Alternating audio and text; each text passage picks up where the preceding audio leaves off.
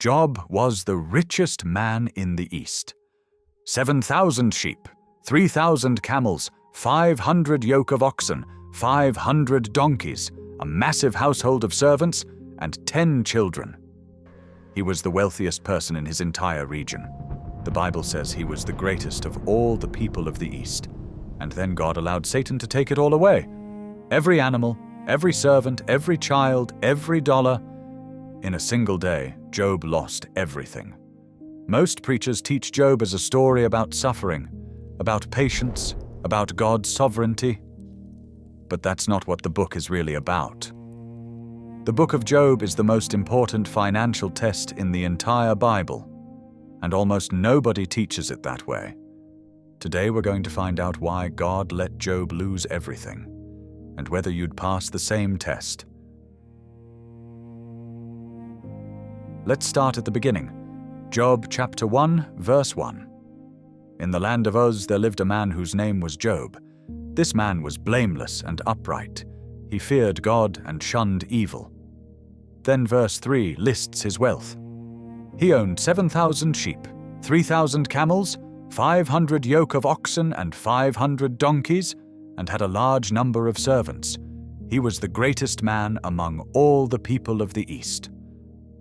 To put this in perspective, in ancient times, livestock was your bank account. Sheep gave wool and meat. Camels carried goods for trade. Oxen plowed fields. Donkeys transported people. Job didn't just have a lot of animals.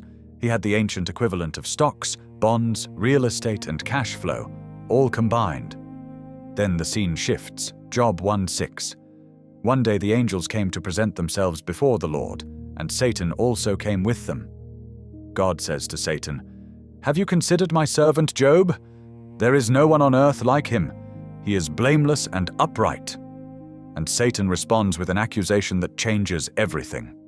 Job 1:9-10. Does Job fear God for nothing? Have you not put a hedge around him and his household and everything he has? You have blessed the work of his hands, so that his flocks and herds are spread throughout the land. Stop. Read that again. Does Job fear God for nothing? This is the accusation that prompts the entire story. Satan claims Job only worships God because God has blessed him with wealth. Satan's argument is, take away the wealth, and you'll see Job's faith for what it really is, bought and paid for. And God allows the test. In a single day, Job loses everything. Messengers arrive one after another. The oxen and donkeys are stolen. The sheep are killed by fire from heaven. The camels are raided. And then the worst news, all 10 of his children are killed when a house collapses on them.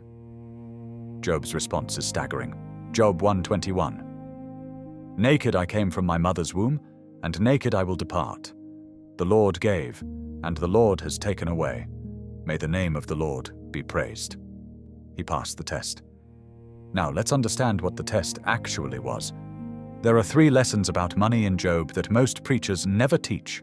They miss them because they focus on the suffering and forget the financial framework underneath the story. Lesson 1. Your wealth is on loan. Notice what Job says. The Lord gave and the Lord has taken away. Not, I earned it and now it's gone. Not, I worked hard for this and lost it. Job understood something most modern Christians don't. The wealth wasn't his. It was God's. He was the steward. He didn't own those 7,000 sheep. He managed them for a season until God decided that season was over. This is why he could say, "May the name of the Lord be praised," after losing everything, because he never believed it was his to begin with. Try saying that about your bank account, your 401k, your house, your business. Lesson 2. Worship before wealth is the only worship that's real. Satan's accusation was specific. Does Job fear God for nothing? Meaning, take away the blessings, and you'll see his faith was conditional. This is the question hanging over every prosperous Christian. Would you still worship if the blessings were gone? The prosperity gospel teaches that wealth proves God's favor. Job's story teaches the opposite. Sometimes God strips wealth away precisely to reveal whether your faith was in God or in his gifts. This is why Job 1:22 is so important. In all this, Job did not sin by charging God with wrongdoing. He didn't blame God. He didn't curse God. He didn't demand his wealth back. He worshipped. Lesson 3. Restoration is not the goal. At the end of the book, God restores Job. He receives twice what he lost: 14,000 sheep, 6,000 camels, 1,000 yoke of oxen, 1,000 donkeys, 10 new children. Most people read this as the happy ending, but that misses the point. The restoration happened after Job said this. Job 42:5. My ears had heard of you, but now my eyes have seen you. Job didn't get his wealth back so he could enjoy it again. He got it back after he gained something more valuable than wealth, a deeper knowledge of God. The wealth was never the prize. The wealth was the classroom. God let Job lose everything to teach him that everything he had was God's.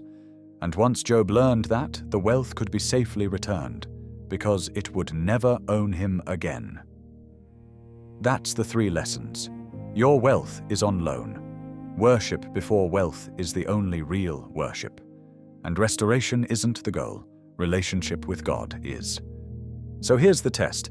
Would you pass Job's test? 3 diagnostic questions. Answer them honestly.